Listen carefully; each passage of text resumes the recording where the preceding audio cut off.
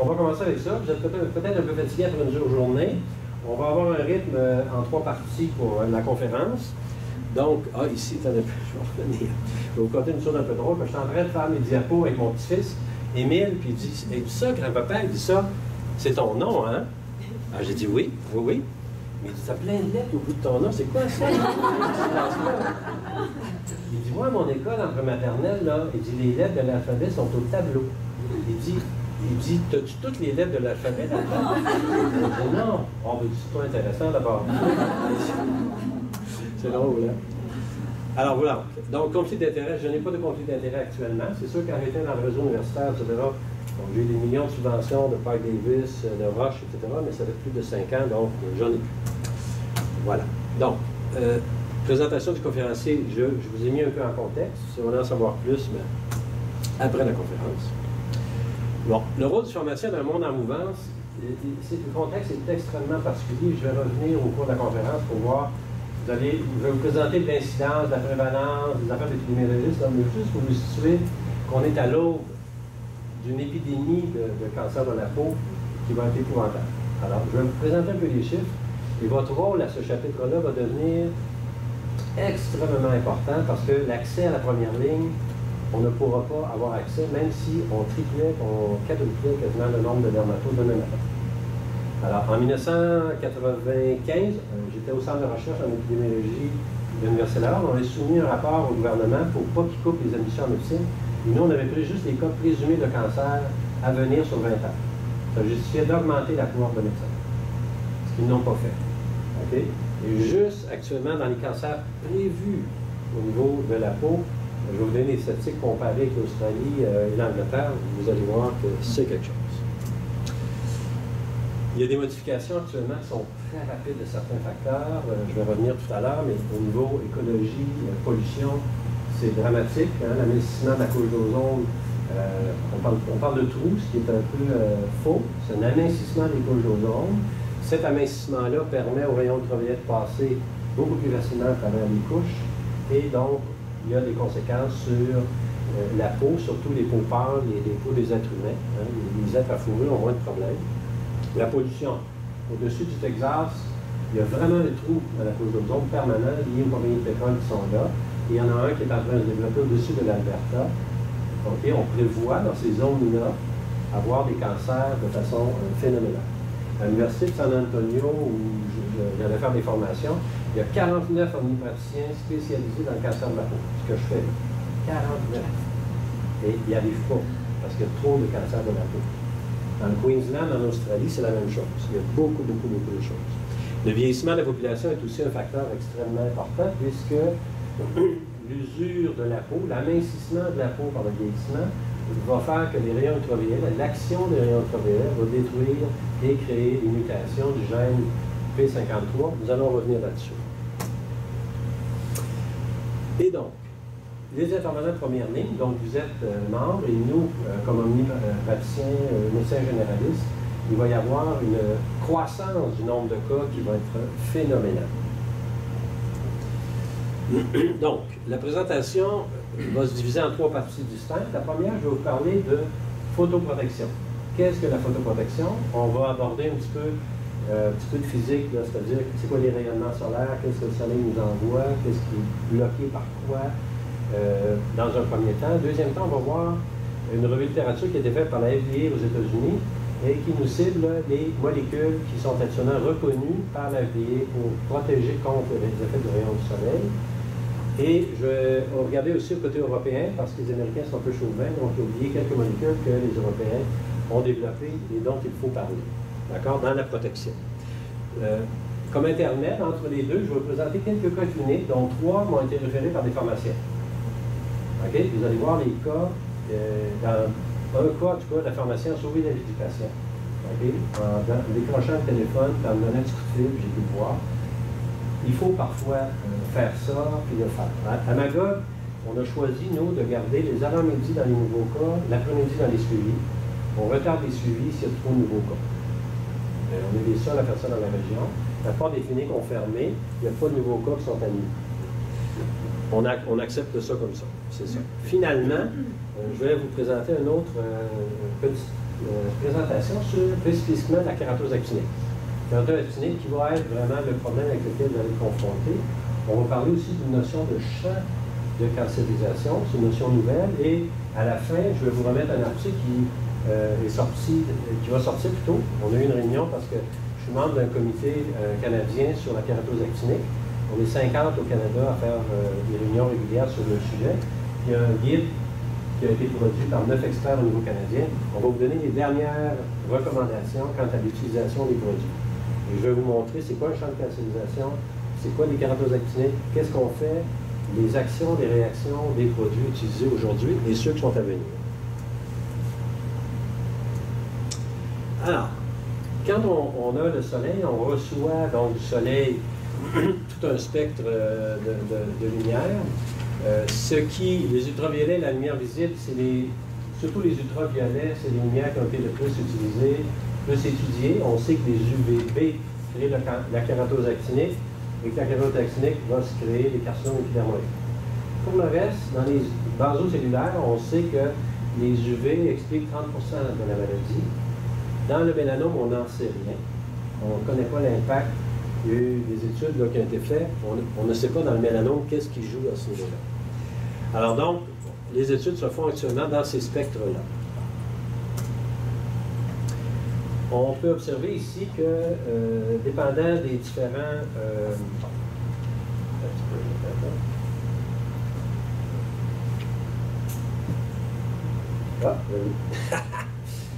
Bon, alors on voit que les rayons ultraviolets ont été divisés dans les années 40 et 50 en 3 groupes. Les UVC qui sont bloqués par la couche d'ozone, OK, ici. Les UVB qui sont bloqués partiellement par les nuages et la pollution. Et on avait divisé les UVA. À l'époque, on croyait qu'ils étaient bloqués par les vitres. Il y a de plus en plus d'études récentes qui nous montrent que les UVA traversent même les vitres. OK, donc, le fait de dire je suis en voiture, je suis protégé, on remet beaucoup ça en question actuellement. Et l'action des UVA, ils pénètrent très profondément dans le derme et donc vont créer des lésions, des dommages très profonds dans la peau. La lumière visible, voyez-vous, est bloquée en partie par les nuages et la pollution. Il représente quand même 40% de tout l'ensemble du rayonnement.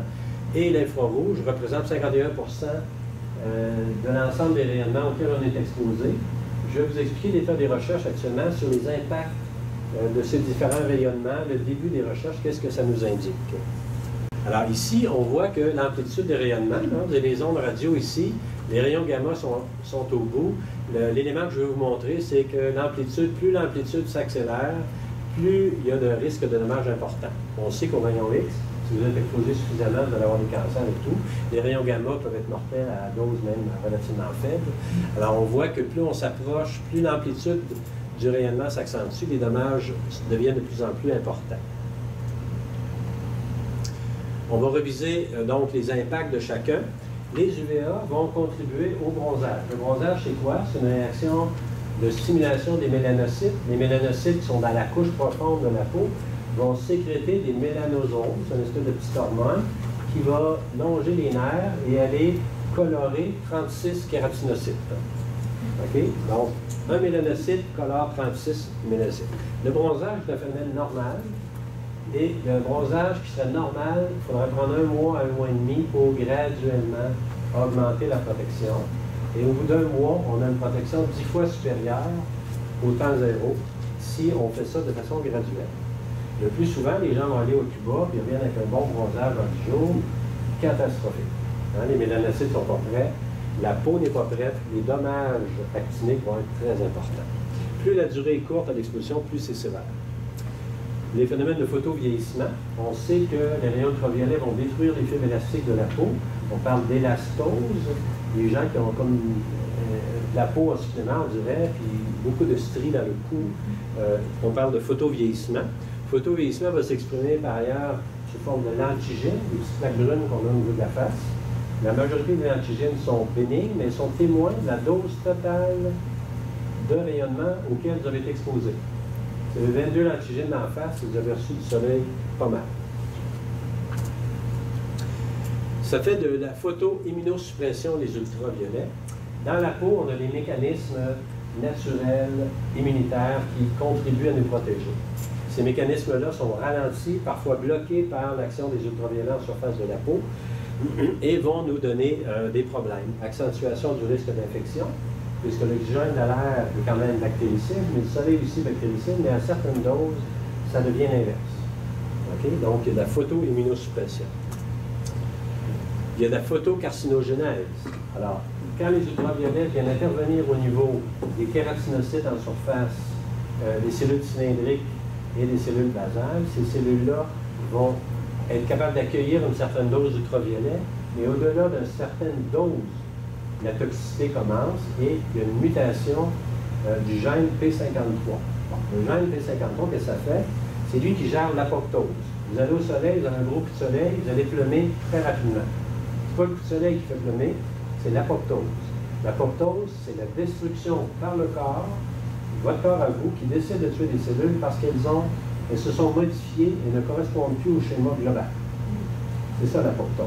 Tout le monde a un phénomène d'apoptose par le gène P53 qui est toujours fonctionnel, mais à un certain moment donné, il y a une mutation qui s'établit dans l'ADN par différents mécanismes, surtout d'inflammation intracellulaire, modification de l'ADN, et là, l'apoptose va cesser. Beaucoup de recherches sont faites actuellement sur ces mécanismes-là d'apoptose, parce que la majorité des cancers seraient reliés à ces phénomènes-là, et notamment le mélanome. Okay? Donc, dès qu'on arrête le mécanisme normal de destruction des cellules anormales, cette cellule-là peut croître et elle n'est plus reconnue comme un agent étranger. Donc, les UVA ont des effets à long terme, contrairement aux UVB. Les UVB vont vous donner de la rougeur cutanée, de la douleur cutanée. Les UVA, pas du tout. Il y a 1000 fois moins d'érythème, c'est-à-dire de rougeur sur la peau avec les UVA qu'avec les UVB. Donc, vous pouvez vous exposer au soleil très très longtemps. Vous n'aurez pas d'effet, vous ne sentirez pas d'effet cutané de surface avec les UVA. En revanche, une exposition de 15 à 20 ans va créer des dommages dans la couche basale des cellules de la peau et on pense qu'environ 30% des basos seraient en lien avec ces attaques des UVA dans la couche profonde de la peau. Les UVA, quand même, représentent 90 à 95% de l'ensemble des ultraviolets que nous recevons. Ils sont donc quand même très importants en quantité, parce qu'ils traversent les nuages, ils traversent la pollution, ils traversent même les vitres, et puis ils traversent quand même mètre dans l'eau.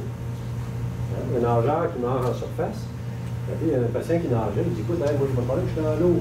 Alors, ça rentre jusqu'à 1 mètre. Donc, il faut avoir des cancers de la peau, même si vous nagez. OK? À moins d'aller en dessous d'1 mètre, mais vous ne ferez pas longtemps. Les UVB. Alors, les UVB, la caractéristique, ça provoque des érythèmes. Alors, quand vous avez un coup de soleil, vous avez des choses, vous avez une dose excessive d'UVB. Et voilà que là où le problème commence, ça attaque les cellules de surface principalement, les cornéocytes ou les kératinocytes de surface. Ça crée un dommage à l'ADN. Et le dommage d'ADN créé par les UVB est beaucoup plus rapide que les UVA. Okay? On peut avoir un patient qui passe de l'état normal à une kératose actinique en quelques 4 à 12 semaines. Et j'ai des patients, j'ai vu un patient il y a 3 semaines, il est passé d'une kératose actinique à un carcinome épithélial en 1 mois. Okay? Quand l'arrêt de l'apoptose commence, la division cellulaire peut aller à un rythme phénoménal. Alors, ça provoque des mutations du gène P53, comme je vous ai mentionné tout à l'heure, arrêt de l'apoptose, ça cause la kératose actinique, qui, elle, va donner un carcinome épithélial. Le délai entre la kératose actinique et le cancer de carcinome épithélial, en moyenne, sur des études de cohorte, est de 24,3 mois. Okay? Donc, ça veut dire à peu près 2 ans et quelques mois. Okay? C'est une moyenne. Normalement, on prévoit que c'est 1% par année par lésion. Comme les gens ont souvent plusieurs lésions, vous avez 10 lésions, vous avez 10% par année. Les UVC. Alors, ils sont bloqués pour le moment par la couche d'ozone. On n'a aucune idée, lorsque les couches d'ozone vont être vraiment trouées quelque part, quand les UVC vont rentrer, on n'a aucune idée qu'est-ce qui va se passer sur la peau, qu'est-ce qui va arriver, on n'a aucune idée. Alors, les effets de la lumière visible, ça contribue, comme je disais tout à l'heure, au bronzage, à l'activation des mélanocytes en profondeur. Ça crée de l'érythème, ça aussi. Ça crée des photodermatoses. Les urticaires au soleil, tout ça, ça vient de ça. D'accord? Ça donne ça aussi des dommages à l'ADN. Il y a certaines études actuellement qui tentent de quantifier à quel élément de l'ADN la lumière visible intervient. Et ça a un rôle probable ou possible dans le cancer. Donc, il y a beaucoup d'études actuellement qui vont explorer ces aspects. Les infrarouges, c'est 54% de tout le rayonnement solaire. On sait que c'est associé au photovieillissement. Alors, cet élément-là est clair.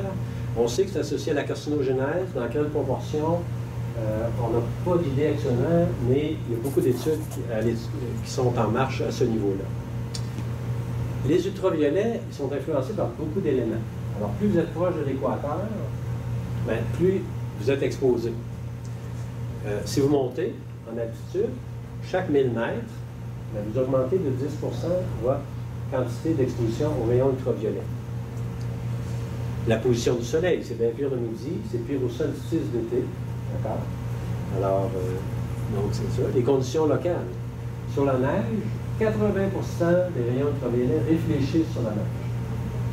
Donc, l'hiver, les patients me disent « Ah, mais l'hiver, c'est nuageux, j'étais correct, j'étais allé en ski. » Et pourquoi vous avez des visages bruns comme ça? 80% des rayons rebondissent, plus ceux qui viennent d'en haut. Double dose pendant la période de neige. Okay? Donc, il faut vraiment regarder ça. Les nuages bloquent un petit peu, mais il faut penser que ce n'est pas un blocage très important. La couche d'ozone, je vais vous en parler un petit peu plus loin, c'est un fichu de problème. Qu'est-ce qui va se passer? Le Centre de météorologie de Washington a publié, il y a 2 ans, des prévisions quant à la réduction de la couche d'ozone. C'est un peu dramatique. Hein? L'UV moyen à l'été 2014 a été de 6 à 7. Quand vous regardez l'indice UV sur Météo Média, on prévoit qu'en 2040, ça va être de 15 à 20. De 1980, où l'indice était de 3 à 4 à aujourd'hui, le mélanome va augmenter de 3000 %. Le carcinome épidermoïde a augmenté de, on ne sait pas combien de pourcents, de plusieurs milliers de pourcents, c'est énorme. Et les basones, la même chose. Peut-on prévoir qu'une différence du plus du double, quel impact ça va avoir sur le cancer? En 2065, on va avoir un indice UV jusqu'à 30 à 35. Énorme. Énorme. C'est catastrophique. OK? Et ça, c'est des données connues. Bon, puis les gouvernements, on sait qu'ils sont appliqués à rien faire jusqu'à maintenant. Alors, si on présume qu'ils ne font rien, c'est ça qui s'en vient. Donc, on a un risque de cancer et les courbes sont véritablement exponentielles. Vous m'arrêtez, hein, si vous avez des questions? Et le silence est peut-être témoin que c'est intéressant, ou si vous endormez, je vais vous réveiller. Ça va bien? Oui? Vous disiez que l'été, c'est pire, oui. Mais la neige, l'hiver, il n'y a pas comme ça se balance pas? Il y a plus de rayonnement ultraviolet l'été, mais il y a une absorption par les feuilles des arbres, il y a une absorption par la pelouse. Si vous êtes sur une plage de sable blanc, okay, ça réfléchit jusqu'à 15 %. Okay? Vous êtes sur une surface noire, elle va absorber beaucoup plus. D'accord? L'hiver, c'est sûr, quand vous faites du ski, vous avez la réflexion sur la neige, plus celle qui vient en haut. Certains moments de la journée, vous avez des doses plus fortes que l'été, c'est sûr. C'est certain. Certain. Donc, la photoprotection, elle est primordiale. Oui? Juste une petite question. Avec les prédictions que vous donnez, en fait, disons, on va avec un exemple pessimiste, on n'arrivera pas à empêcher ça pour les augmentations que vous avez prises. Non, on ne peut pas. Est-ce qu'il existe présentement des moyens pour la population, pour les pompiers, je parle des pompiers solaires en tant que tel, est-ce qu'ils vont être plus efficaces? OK. On me demande s'il y a des moyens plus efficaces, étant donné les prédictions qu'on a au niveau des ultraviolets, est-ce qu'il y a des moyens plus efficaces qui vont être en développement? Vous devancez ma présentation. Je vais vous répondre tout à l'heure. Donc, c'est bon, c'est bien. Alors, la photoprotection est essentielle. Hein? Actuellement, il existe 2 formes de photoprotection. Hein? Il y a les filtres organiques, qui sont de base chimique, et les filtres inorganiques. Et le rôle du pharmacien à ce chapitre-là est colossal. Hein? C'est une recommandation que vous allez faire. Et à la fin de la présentation, je vais vous donner des petits tableaux pour vous donner comment utiliser, comment prescrire une crème solaire, à qui et quoi. Okay? Puis on va revenir en détail. Donc, les modes d'action des filtres organiques, c'est des molécules qu'on applique sur la peau. Leur objectif, donc, c'est qu'ils absorbent les photons, qui est l'énergie lumineuse qui va à la surface de la peau. Cette énergie-là rentre dans les molécules qui sont à la surface de la peau crée une excitation des molécules là et il y a une diffusion, une dissipation de l'énergie de surface. Okay? Donc, le mécanisme, c'est celui-ci pour les filtres organiques. Les filtres inorganiques, bien, on veut créer une réflexion, c'est-à-dire on bloque, il faut que le rayon reparte. Okay? On crée une obstruction au rayon. Alors, les filtres organiques, donc, je vais passer par les UVB en premier, les UVA par la suite. Alors, il y a 16 molécules acceptées par la FDA. Je vais vous présenter les molécules, mais sans vous donner. Puis à la fin, dans les tableaux que vous avez, je vais vous expliquer l'essentiel à retenir de ça. Okay? Il y a beaucoup de molécules, là, mais l'essentiel, il y a quelques molécules, je vais vous dire lesquelles. Donc, dans les anti-UVB, j'ai mis le FABA parce que le FABA a été bien connu dans le passé, presque plus utilisé, sauf dans les pays en voie de développement, pour 3 raisons particulières. D'abord, ça tâche, ça beurre, les gens n'aiment pas ça. Il y a un spectre extrêmement étroit par rapport au blocage des UVB. Il y a beaucoup d'allergies, de réactions cutanées associées à ça. Et surtout, ce qui a fait qu'on l'a retiré du marché, les études in vitro ont montré qu'il y avait un risque de carcinogénèse. Les études in vivo, par contre, n'ont pas réussi à démontrer l'effet carcinogène. Alors, c'est un produit, c'est des produits qui ont été mis un peu sur la sellette. Alors, le Padimat, c'est des produits qui sont reconnus par la FDA, par contre, qui sont peu utilisés. Le Padimat, c'est moins efficace que les PABA. Par contre, il n'y a pas d'allergie, il n'y a pas eu de cancer associé à ça, mais c'est un produit qui est un peu photolabile et dont l'utilisation n'est pas simple. Les octinoxates, les octinoxates, c'est dans le groupe des cinamates. C'est le groupe le plus utilisé aux États-Unis. Donc, c'est le médicament ajouté dans les crèmes qui est le plus utilisé. C'est photolabile. C'est le gros défaut de cette molécule-là. Ça offre une faible protection anti-UVB et il doit être obligatoirement associé à d'autres produits. Il y a un petit peu d'allergie, dermatite de contact associée à ça. Par contre, son profil de sécurité est relativement bon. On a beaucoup d'études associées avec ce produit-là. Donc, il est utilisé dans beaucoup de produits, surtout les cosmétiques. On veut avoir un facteur SPS bas. Puis, c'est un produit qui est agréable à appliquer et facile. Donc, vous allez le retrouver là-dedans. Bon, il y a les sinoxates. C'est des dérivés de cinamates. Ça, c'est rarement utilisé. Ils sont cités, mais les compagnies ne les utilisent pas. Salicylates, ça, c'est une autre affaire. Très utilisé. Ils sont photostables. Ils résistent assez bien à l'eau. Donc, dans la plupart des préparations, on va vous dire que ça résiste à l'eau, les salicylates vont être associés. Il y a un spectre, malheureusement, un peu étroit par rapport aux UVB. Il ne peut pas être utilisé seul. Par contre, il est associé souvent au benzone, et je vais vous parler des benzones tantôt qui protègent contre les UVA. C'est une belle association. Donc, sur l'étiquette, on recherche salicylate, hop, ça devient intéressant. Bon, il y a l'octocrylène, c'est un produit photostable. Et lui, il a comme rôle de stabiliser l'avobenzone. Ah, miracle. L'avobenzone, c'est le seul produit que la FDA reconnaît en protection des UVA de type 1. Je vais revenir dans d'autres choses. Mais une crème qui serait idéale va contenir de l'octocrylène et de l'avobenzone. OK? Très, très intéressant. Il y a de l'ansulizole. L'ansulizole, c'est un produit qui est soluble dans l'eau, malheureusement. Par contre, il est très agréable à appliquer. Il est souvent ajouté aux cosmétiques, ceux qui ont un facteur FPS bas, en général, mais un spectre extrêmement étroit. Donc, l'utilité, c'est vraiment parce qu'il est agréable à porter, mais ce n'est pas un produit. On parlait, monsieur, tout à l'heure, on va avoir des produits qui protègent bien contre les UV. C'est pas intéressant. Oui. Quand vous dites photostable, photolabile, ça veut dire que l'action du soleil sur la crème va déstabiliser le produit. Il va le dégrader beaucoup plus rapidement. Quand je dis photolabile, c'est qu'avec l'action du soleil sur la molécule, en utilisant les mécanismes solaires, il va se dégrader très rapidement. Donc, il y a certains produits qui ont une action de 15 à 20 minutes. C'est photolabile. Okay? Un photostable va topper 2 heures.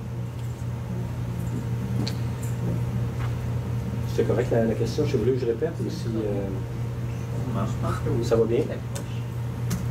Alors, l'ansulizole, je viens d'en parler. Il y a d'autres dérivés que l'FDA n'a pas inclus dans sa revue de littérature parce qu'il y a des produits européens, dont un qui s'appelle le Parsol SLX, c'est un produit intéressant. qui peut absorber au niveau cutané, qui donne une protection quand même intéressante, puis peu de réactions cutanées. OK?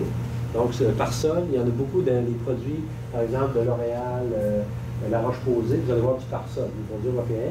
C'est un produit quand même intéressant dans la protection UVB. Donc, on voit que ça, les Européens vont souvent associer aussi du Mexolid pour bloquer les UVA en association avec Parsol. Donc, c'est qualité-prix, c'est un mélange qui est quand même intéressant. Dans les crèmes de plus bas niveau, ça va être utilisé. Alors, dans les anti-UVA, le facteur SPS, on ne peut pas tenir compte du facteur FPS. Je l'ai dit tout à l'heure, un UVA ne crée pas d'irritant. Le facteur FPS, c'est quoi? On le mesure en mettant 2 grammes par centimètre carré d'une crème. On met une zone, puis on vérifie une zone contrôle. Et on regarde au fil du temps, est-ce qu'il y a un irritant ou pas d'irritant. Donc, dans les protections UVA, le facteur FPS, on ne s'en sert pas, ça sert à rien. OK? En revanche, on sait que les UVA ont des impacts colossaux sur la peau, donc il faut vraiment mettre des anti-UVA.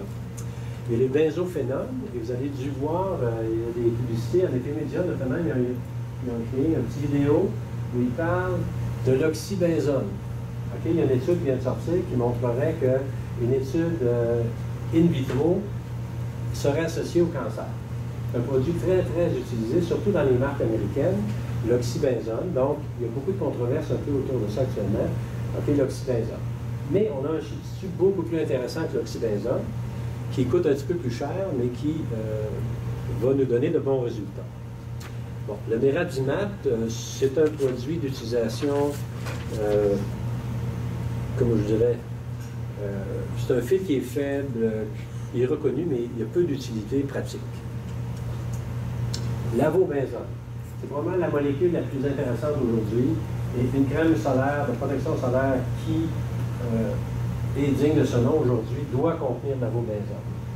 OK? OK, c'est un produit relativement stable qui, associé avec des salicilates, va vous donner une protection soutenue pendant quelques heures, OK, puis qui va résister. Bon. Il y a les capsules, c'est un produit qui vient de sortir, qui est récent, c'est un produit qui est plutôt photostable. Il serait plus efficace que les benzophénols, c'est-à-dire le numéro 1. Toutefois, il n'y a pas d'études actuellement sur ça. Par contre, c'est des produits qui s'en viennent. Vous allez voir dans les prochaines années là, des crèmes ou des produits en association avec cette molécule-là. Il y a d'autres produits, donc le Meroxyl, qui est un produit européen que le FDA n'est pas contre, mais le Meroxyl est intéressant. C'est un produit qui protège bien, peu d'effets secondaires, peu de réactions allergiques. Et il y a 2 autres produits, le bisotriazole et le bémotrizinol, qui ont un spectre de 300 à 400, qui sont peu utilisés actuellement, donc on n'a pas beaucoup de recul avec ces molécules-là. Dans les fils inorganiques, il y en a seulement 2, donc c'est l'oxyde de zinc et le dioxyde de titanium. Vous avez dans les tableaux que je vous ai remis, un petit tableau, je crois qu'il est en page... il n'est pas là. Okay. Il y a un petit tableau que je vais vous montrer. Puis, à défaut, Hélène, il va falloir envoyer aux gens. Parce qu'il y a un petit tableau qui résume l'ensemble de ce que j'ai dit. Avec les specs, oui. C'est à cause que j'avais pas de couleur, et là, ça disait j'avais trop de gris. Ah, OK. On va vous donner ça parce que dans l'utilisation, tous les jours, c'est ce tableau-là que vous allez avoir besoin. OK? C'est ce petit tableau-là. OK? Alors, avec les couleurs. Il vous donne pour chaque molécule. Quand on regarde ici l'avobenzone, voyez-vous, il couvre les UVA sur toute la longueur. Son pic d'action est ici. OK, il couvre vraiment là, toute la largeur. Donc, l'avobenzone est très intéressant. L'oxyde de zinc, c'est très intéressant. Le dioxyde de titanium, c'est très intéressant. Les produits qui contiennent ces 3 choses-là, avec des salicilates, voyons ce que c'est ça, des salicilates ici, qui vont stabiliser la molécule, c'est très intéressant. OK? Alors, puis l'oxybenzone, comme je dis, qui est une molécule très utilisée actuellement, mais on a des risques de cancer possibles. Donc, l'octocrylène qui est ici, c'est un produit très intéressant associé à l'avobenzone aussi. Donc, les crèmes qui vont contenir ce mélange-là, c'est les gagnants. D'accord? Alors, regardez sur le produit. Je ne veux pas faire de promotion commerciale, mais c'est facile à trouver. Il n'y en a pas 25. Il coûte plus cher à trouver. Puis ils ne sont pas en vente chez Costco actuellement. Alors, non, parce qu'ils font une vente chez Costco actuellement d'un produit à protection cutanée qui contient de la thiazolinone. La thiazolinone est un produit qui crée beaucoup d'allergies, des allergies potentiellement sévères. Et là, il y a un dumping commercial qui se fait. Vous avez les 3 tubes, je pense, pour un au prix. Alors, ça contient de la thiazolinone. Il faut mettre une barre là-dessus. Le gouvernement canadien ne fera rien pour le moment, c'est les élections. Pour le moment, dans 4 ans, on va peut-être faire de quoi. Mais il va y avoir beaucoup de cas sévères. Le Ville de Montréal a fait une pétition de l'ensemble des gens qui travaillent dans la moto pour remettre au gouvernement pour interdire les thiazolinones dans les produits. Beaucoup de produits cosmétiques contiennent ça. Vous avez de l'isométhylthiazolinone, de l'acétylthiazolinone. Donc, il faut éviter les produits qui contiennent ces molécules. Donc, ce tableau-là, on s'engage, Hélène et moi, à vous l'envoyer. Parce que dans votre travail quotidien, c'est ça qu'il faut regarder le mix. Alors, les filtres. Alors là, il faut regarder, on va avoir un petit peu de déception, mais anyway. Alors, le filtre, ça réduit de 55 à 8 heures chez les sportifs. On pourrait dire que ça a de l'allure. Ça réduit de 25 si on ne fait rien, qu'on ne transpire pas, ça réduit de 25 en 8 heures. Donc, on peut présumer que ça va bien. Là où ça se... Ah oui, excusez-moi, je vais revenir. Alors, les recommandations du FDA actuellement et de l'Association européenne de rhumatologie, c'est de prescrire selon les phototypes. Alors, les phototypes, je vous ai... dans les petits tableaux, vous avez ici, vous avez un petit tableau comme celui-ci, qui est le tableau des phototypes. OK? Alors, vous pouvez... les phototypes sont classés en Europe de 0 à 7, dans le fond. C'est de 0 à 6 en réalité. Et aux États-Unis, il n'y a pas de 0, on parle de 1 à 5. Pourquoi les Européens ont mis ajouté un 0? C'est les albinos. Okay? Le 0, c'est les albinos, qui ne sont pas tout à fait comme les 1. Okay? Alors, le DME, donc c'est la quantité de grammes à appliquer sur une surface de 2 cm² pour avoir l'effet. Les types de cheveux, okay? Blanc, roux, blond, châtain, noir. Vous avez les peaux, albinos, très clair jusqu'à noir. Les taches de rousseur, présence ou absence. Faites-vous des coups de soleil tout le temps. Hein? Si vous en faites souvent, vous êtes type 1, 2 ou 3. Si vous en faites parfois, c'est le type 4. Si vous en faites rarement, c'est 5. Exceptionnel, c'est 6. Puis absent, c'est 7. Un noir d'Afrique qui vient du Soudan a une protection d'emblée de 60. Un albinos a une protection de 0. D'accord? Et le temps d'autoprotection, sur la droite, la dernière rangée, le temps d'autoprotection spontanée. Un albinos, c'est 0 minutes. Vous avez un type 2, là, c'est de 5 à 10 minutes. Le type 3, c'est de 10 à 20 minutes, etc. Okay? Donc, selon le temps, okay, vous avez une protection naturelle. C'est pas long, la protection naturelle. Il faut vraiment être vigilant par rapport à ça. Comment utiliser les crèmes maintenant? Vous avez le tableau juste avant. Ici, je vais dessus ici. OK, un instant, je vais puis je vais revenir sur ce tableau-là ici. Vous avez l'indice FPS sur la droite du tableau. Puis il vous dit c'est non protecteur. Vous voyez qu'on va jusqu'à plus de 50 de protection FPS. OK? Et ici, on dit les FPS 15 protègent à 94% contre les UVB. Si on met 30, on protège à 97%. Pourquoi on va mettre du 50 et du 60 sur les tableaux? Pourquoi l'Association européenne des dermatologues suggère plus que ça? Voilà. Alors, la réponse, elle est relativement simple, c'est l'inobservance. On réalise que les gens qui respectent vraiment le 2 grammes par centimètre carré, il y a moins de 15% qui respectent la règle. Okay? En plus, les vêtements enlèvent beaucoup de crème. Si vous transpirez, ça enlève la crème, etc. Donc, l'AFDA et l'Association européenne suggèrent de choisir des crèmes d'environ 60, 50-60, en présumant que même s'il y a une surface qui part, s'il en reste un peu, vous allez avoir une protection beaucoup accentuée. Okay? Même si, en laboratoire, 15, on a donné des bons résultats. Je vais vous conter une petite étude qu'on avait fait à l'Université Laval. On avait comparé les chiropraticiens avec des physiothérapeutes. Hein, ils sont tous les deux bons. La première étude qu'on a faite, c'est une étude d'utilité. On a comparé le chiro à rien faire, puis le physio à rien faire. Les deux étaient meilleurs que rien faire. On a passé la première étape, donc c'est utile. Les deuxième type d'études qu'on fait, c'est une étude d'efficacité. Est-ce qu'ils sont efficaces? On a comparé le chiro, on a comparé le physio. En situation de laboratoire, le traitement comparé à peu près égal pour des patients similaires. Il est aussi bon l'un que l'autre. On a fait des études d'utilité en laboratoire, efficacité en laboratoire. Là où ça a foiré, c'est dans les études d'efficience. L'efficience, c'est dans la vraie vie. Qu'est-ce qui se passe dans la vraie vie? Les gens font ce qu'ils veulent. Il n'y a pas de contrôle de laboratoire. On ne surveille pas s'ils mettent bien la crème. On ne surveille pas s'ils font leurs exercices. On ne surveille rien. Mettre un chapeau, pas de chapeau, des petits linges, des gros linges. Ça ne marche pas. Donc, en pratique, le physio et le chiro, en pratique clinique, ça ne donne rien. C'est efficacité zéro. À cause de l'efficience. Alors, dans les crèmes solaires, c'est exactement la même chose. Okay? À Météo Média, il y a un dermatologue qui présente une étude, dire 15, c'est assez. Et l'étude a été faite en laboratoire. Ce n'est pas une étude d'efficience. Okay? Les études d'efficience de la FDA et de l'Association des dermatologues en Europe nous montrent qu'il faut mettre 60, sinon ça ne marche pas à cause de l'inorservance.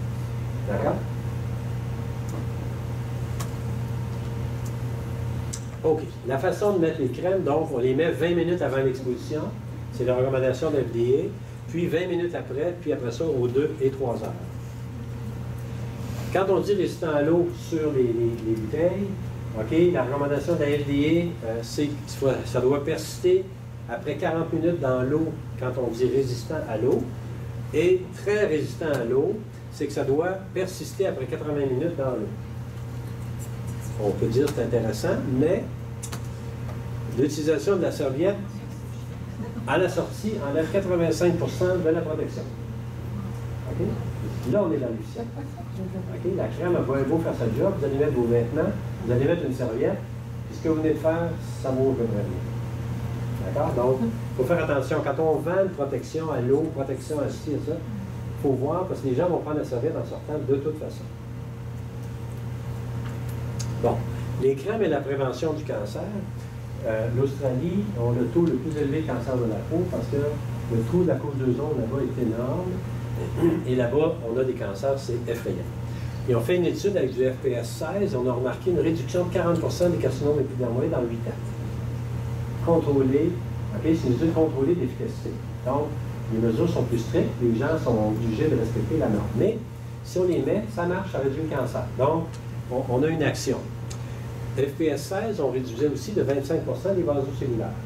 Donc, le fait de mettre de la crème, quand vous dites à vos patients, devrais-tu mettre de la crème, oui ou non, bien, essayons de le mettre, essayons de respecter, d'augmenter notre efficacité. Mais les crèmes de protection ne changent strictement rien pour le mélanome. C'est un peu désespérant. OK? Il y a eu 11 études, il y a une méta-analyse de 9000 patients. Le fait d'appliquer des crèmes de protection solaire ne change rien au risque de mélanome, au développement du mélanome. D'ailleurs, on ne comprend pas encore s'il y a des liens entre les UV et le mélanome. Il ne semble pas y en avoir vraiment. Il y a d'autres facteurs. On mise beaucoup sur le gène P53, mais quel est le facteur physique ou physico-chimique qui vient briser le gène? On ne le sait pas. Donc, dans le mélanome, c'est le grand noir pour le moment. Est-ce que se mettre à l'ombre, est-ce que c'est utile? On peut réduire l'exposition de 50 à 95 %. Les feuilles des arbres sont un blocage extraordinaire. Vous avez un arbre qui est bien fourni en feuilles, vous mettez en dessous, vous pouvez réduire là, de façon très significative l'intensité du rayonnement solaire. Si vous êtes proche d'un lieu où la surface est blanchâtre, il y a un rayonnement de 40 % par contre qui revient du sol. Vous allez en plage en Floride, la belle plage blanche au Bahamas, les planches sont blanches. Vous mettez un parasol, vous êtes en dessous d'un arbre, n'oubliez pas le 40 % qui revient. Donc, il faut se mettre de la crème même si on est en dessous des choses. Les vêtements anti-UV, c'est un marché en pleine effervescence. Les vêtements, ce n'est pas un miracle actuellement, sauf qu'il y a des Japonais qui ont commencé à créer des vêtements beaucoup plus performants. Et à ce chapitre, je crois que dans les années à venir, les pharmaciens vont avoir un rôle crucial à jouer. Les vêtements anti-UV, en Floride, en Californie, d'ailleurs, ça se vend à tour de bras. Mais moi, actuellement, j'en ai fait beaucoup. Je veux dire, ces boutiques de sport, les jeunes qui sont là ne connaissent rien. Ils ne savent pas ce qu'ils vendent. Ils ne savent pas la différence entre 50 et 100 protections. Puis ça dure combien de temps, puis c'est quoi. Donc, c'est un univers actuellement, les vêtements anti-UV, qui commencent à se développer. Je crois que ça prendrait des professionnels pour guider les patients vers les bons choix. Les vêtements actuels sont inefficaces s'ils sont mouillés. Très important. La couleur foncée est plus efficace que la pâle. Oui, excusez-moi. Oui. Je me demandais qu'est-ce qu'on peut avoir comme protection sur un vêtement qui n'est pas anti-UV. Qui n'est pas anti-UV? OK. Alors, on me demande, quelle est la protection si je n'ai pas un vêtement anti-UV? Un vêtement de coton standard vous donne une protection FPS de 10. Un vêtement de laine, c'est une protection FPS de 8. OK? Alors, il faut vraiment mettre, si j'ai mon veston plus ma chemise, j'ai une protection de 30. OK? Donc, c'est pas un miracle. Hein? Les gens qui ont un teint très pâle, très pâle, un petit jet de coton, vous êtes dehors, ils ne sont pas protégés. Ils ne sont pas protégés. Je reviens au chapeau, vous me devancez. Oui, c'est le fun.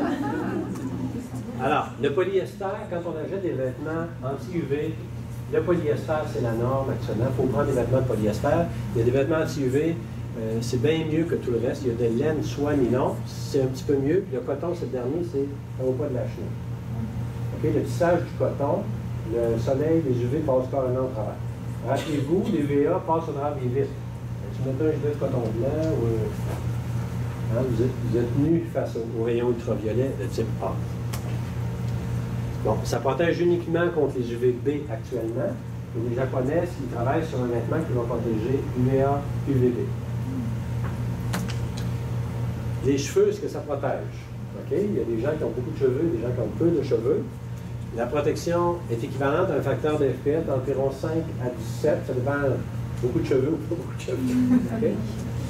Alors, mais ça protège. Les chapeaux. Les chapeaux avec bordure de 7,5 cm, les taillés notamment. Alors, c'est des chapeaux qui protègent le nez d'un facteur de 7, qui vont protéger les joues et le cou d'un facteur de 5, et ils protègent le menton de 2.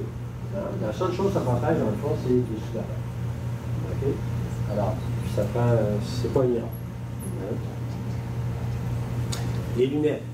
Alors, c'est utile seulement pour les amplitudes de 310 et moins.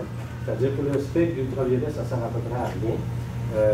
Vous allez payer une fortune si vous voulez avoir protection UVA, UVB. Là. Si c'est oui, vérifiez, parce que dans la littérature, la protection via les lunettes, c'est à peu près mieux. C'est à peu près mieux. En conclusion, donc, actuellement, avec les problèmes qu'ils ont, on pourrait dire je veux changer de peau, ça ne sera pas mauvais, sauf que c'est un peu compliqué. Hein? La peau, c'est pas renouvelable tant que ça. Alors, donc, qu'est-ce qu'on peut faire? Donc, peau neuve, ça ne marche pas. Les chirurgiens plasticiens peuvent certainement nous aider, sauf que la peau, on ne peut pas la transplanter, on ne peut pas faire de la plastie avec l'ensemble de la peau, ça ne va pas bien. Et les traitements, quels qu'ils soient, parfois, le traitement est plus dangereux que la maladie elle-même, donc il faut vraiment se méfier.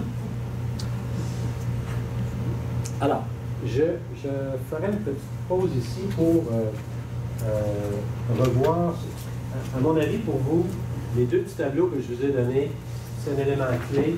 Okay? C'est le guide qui est de l'Association européenne de dermatologie. Okay? Donc, on décrit le phototype, on décrit les caractéristiques du phototype, le temps d'autoprotection, et la page précédente, on vous dit comment l'utiliser. Okay? Si FPS ou l'indice de protection, moins de 9, etc., le type de peau, catégorie de protection, et à droite, le plus intéressant, c'est de dire, s'il y a un ensoleillement faible, on a un index UV de 1 à 2. Ça va. Ensoleillement modéré, UV 3 à 4. Ensoleillement fort, 5 à 8. Ensoleillement extrême, 9 et plus. Et qu'est-ce qu'on vous dit pour 9 et plus? On vous dit d'utiliser la crème plus 50.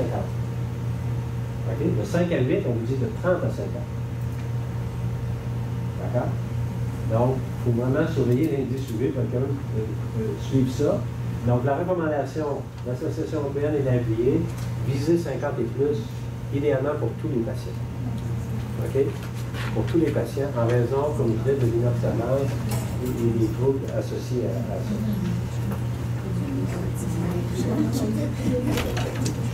ça. Alors, dans l'avenir, on peut donc conclure à la lumière de la photoprotection. Le rôle du pharmacien, c'est un rôle incontournable. Vous ne pouvez pas fuir ce contact privilégié avec les patients. Oui? Oui. Oui, non, vous avez du baume. Vous avez du baume pour les lèvres. Il y a du bon pour les lèvres qui existe. L'antélios demeure quand même la meilleure protection. Oh, mon Dieu. La chylite actinique, okay? La chylite actinique, c'est-à-dire la déformation actinique de la lèvre, il faut considérer que lorsqu'il y a une lésion précancéreuse ou un cancer, le cancer de la lèvre a 12% de récurrence par année. C'est une catastrophe. Donc, la chylite actinique, il faut être très agressif dans le traitement de ça. Et moi, je dis aux patients, c'est qu'il y avait une arrêt aux demi-heures, mettez-en aux heures, mettez-en. On a des taux de cancer au niveau de la lèvre et en périphérie de la lèvre qui sont énormes actuellement. Donc, le bon protecteur antélios, c'est lui qui font 50 élios, c'est le seul, je pense, qui avait une protection. 15 sur la lèvre, ça ne vaut même pas la peine. Il faut viser un taux très élevé. Très, très élevé. On commence à traiter. J'ai traité des gens avec du picato, justement, des chylite sévères, parce qu'on n'a plus le choix. Là, on est sur le bord du cancer, il faut agir. C'est vraiment quelque chose. Les chylites actiniques, actuellement, sont en forte croissance. Donc, le rôle du pharmacien est chaud. La photoprotection va devoir de plus en plus important. Oui. Question, on parle d'inobservance depuis tantôt, mais si un FPS de 30 trouve à 97% des rayons UV, puis un FPS de 60 trouve à 98% des rayons UV, idéalement l'inobservance, quelle différence est-ce que ça va avoir? OK. Excellente question. On me demande, est-ce que, mettons, je mets une crème qui a une protection à 15, puis je mets une crème à protection 60, la crème va partir pour moi aussi vite dans le 15 que le 60, c'est un peu ça la question? Oui, mais le 30 versus le 60 aussi, qui est juste... Ou le 30 versus le 60, voilà. Alors, plus vous augmentez le facteur FPS, qu'est-ce qu'on contient dans les crèmes? On va mettre surtout des bloquants, comme de l'oxyde de zinc et du titanium. Ce qui se passe, c'est que c'est collant. C'est collant, ça adhère à la peau de façon beaucoup plus importante que les crèmes de 15. C'est beaucoup plus adhésif. Beaucoup, beaucoup plus. Alors, c'est en Europe, c'est en Italie qu'ils ont fait une étude, justement, et en comparant ça sur le nombre d'heures, on réalise que les crèmes, parce qu'une crème, c'est quoi? C'est beaucoup d'eau avec un petit peu d'huile. Quand on s'approche de 60 puis qu'on veut une protection optimisée, on va mettre de l'avobenzone, de l'octicrylène, on va mettre du titanium, puis il y en a même qui ajoutent de l'oxyde de zinc. Ça va coller. L'oxyde de zinc, c'est collant, c'est gluant. D'ailleurs, c'est la raison pour laquelle les gens ne veulent pas l'utiliser. Ça donne la peau blanche. Les femmes n'aiment pas ça, j'ai l'air peur. Et elle colle, par exemple. Excellente question. C'est beaucoup au niveau des protecteurs physiques, je comprends bien. Il faut ajouter, il faut mettre un protecteur chimique et physique. Il faut toujours associer les deux si on veut avoir une protection suffisante. Plus qu'on a au niveau de FPS réglé, plus les protecteurs physiques. Il va y avoir les deux. Oui, c'est définitif. C'est ce niveau-là vraiment qu'on donne. Ah oui, définitif. Définitif. Oui, madame. Au niveau des sprays, c'est conseillé parce que lui disait l'avertissement de la vie, ça fait une glace, chez les jeunes enfants, c'est en train de se Oui, c'est ça, c'est ça. Donc, on demande au niveau des vaporisateurs de protection anti-UV. Bon, il y a des vaporisateurs, effectivement, il y a des études en cours là, qui montrent que le vaporisateur, juste la vapeur de ça, si elle est aspirée, peut créer des réactions. Et de l'acide. Sainte-Justine ont fait une étude qui est sortie il y a 3 semaines. Ils ont comparé des familles qui utilisaient de l'eau de Javel à des familles qui n'utilisaient pas de l'eau de Javel. Je vais revenir, vous allez voir Alors, ils ont utilisé des familles qui utilisaient de l'eau de Javel. Donc, le simple fait d'ouvrir un contenant d'eau de Javel dans la maison une fois par semaine augmentait de 15% le risque d'asthme chez l'enfant. Donc, les conclusions des chercheurs, c'est de dire que les vapeurs associées aux produits, quels qu'ils soient, qui rentrent dans les poumons, ont des effets beaucoup plus marqués que ce qu'on croyait à l'époque. Okay? Donc, les vaporisateurs, quels qu'ils soient, qui contiennent des produits X, Y ou Z, vont avoir un impact. Et, bon, là, actuellement, dans les vaporisateurs, on ne sait pas trop. En Europe, ils ont sorti un vaporisateur très huileux, OK? Mais même à là, si on aspire un produit huileux, le temps de le rejeter, ça va être très difficile. Les mécanismes de défense du poumon sont pas pour ça. Alors, protection solaire. Pardon? Au niveau de la protection solaire, non, c'est pas mauvais. C'est sûr que tu ne peux pas offrir, tu peux pas mettre de titanium ni d'oxyde de zinc dans un vaporisateur. Donc, tu as une protection 30 et moins en général. Puis même s'ils disent qu'ils font plus, ils ne sont pas capables. Les vaporisateurs, actuellement, j'aurais des réserves. OK? Des réserves, dans la mesure où ce n'est pas des produits excellents actuellement. Alors, les photoprotections, c'est important. L'avobenzone, c'est le seul filtre qui bloque les UVA1, donc à choisir. Il faut choisir les crèmes avec protection UVA et UVB. Il faut prescrire avec les phototypes. Donc, les deux petits tableaux que je vous ai donnés, bien réfléchir et utiliser les phototypes pour bien guider les patients dans leurs conseils pour l'utilisation de ces produits-là. Est-ce que sur la photoprotection, vous avez des questions? Sinon, on va enchaîner avec une autre étape. Est-ce que ça va pour les photoprotections? Ça va, oui? Bon, si ça ne va pas, vous reviendrez, ça me fera plaisir. Alors, des lésions précancéreuses à ne pas manquer. Je vais vous présenter un névus dysplasique, un névus congénital, un anticomalin, et on va faire un peu plus long sur la kératose actinique. C'est vraiment ce problème-là qui va embourber vos services cliniques dans les prochaines années. Alors, on a Janie, 34 ans, qui a accouché il y a 3 mois. Elle vous raconte qu'un de ses grains de beauté a changé pendant la grossesse et elle souhaite un maquillage pour la camoufler ou une crème pour la faire pâlir. Qu'est-ce que vous allez répondre?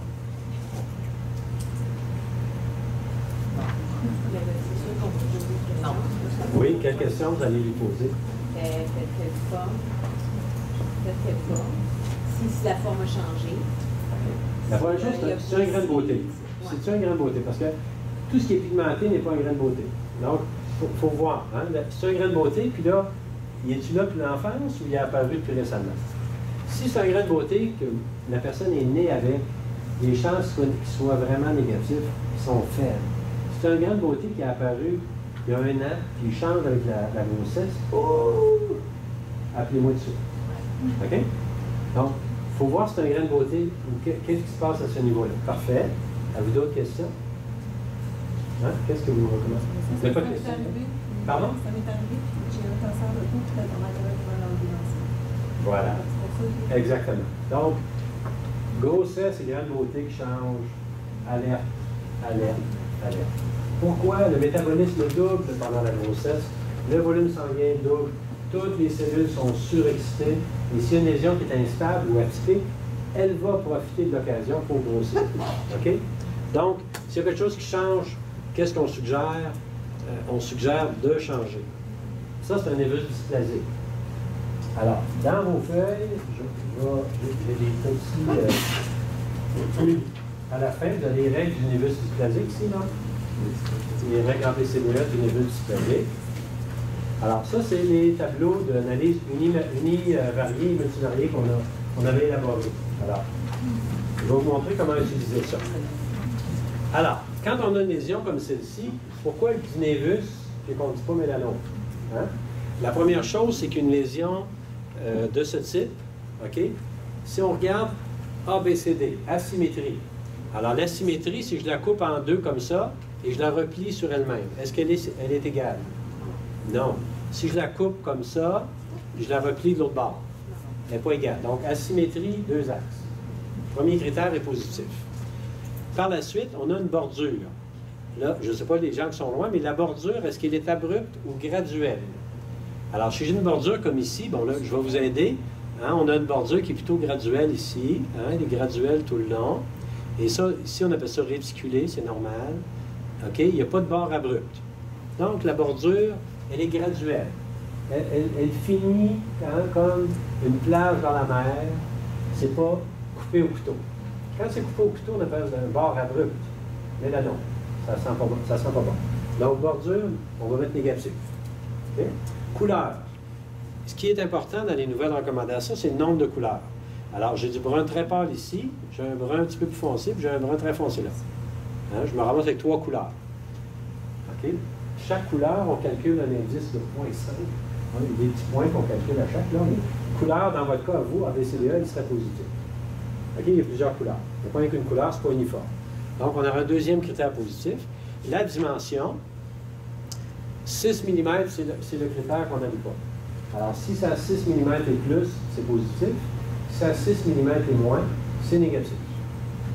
Puis le E, c'est des changements. La jeune fille, elle nous dit, ça a changé, je suis enceinte, ça grossit. S'il y a un moindre changement, c'est positif. C'est les 3 critères, il faut l'enlever. OK? Et quand on regarde l'analyse univariée, ça vous donne le poids de chaque élément. Alors, si vous avez de la symétrie positive, vous avez 2,1 chances de plus qu'une personne qui n'a pas d'avoir un cancer. Si vous avez une bordure abrupte, vous avez 2,1 chances de plus qu'une personne normale d'avoir un cancer. Si le facteur est négatif, il baisse à 0,59. Alors, la couleur, si la couleur c'est positif, vous avez 1,6 chances de plus d'avoir un cancer que si vous ne l'avez pas. Exactement pour chacun des facteurs. Le plus intéressant, c'est le tableau suivant.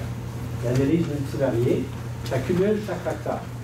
Vous avez, si vous avez 5 facteurs, vous avez 98% de chance d'avoir un cancer. OK, c'est énorme. Hein, il y a 98% plus de chance, c'est énorme.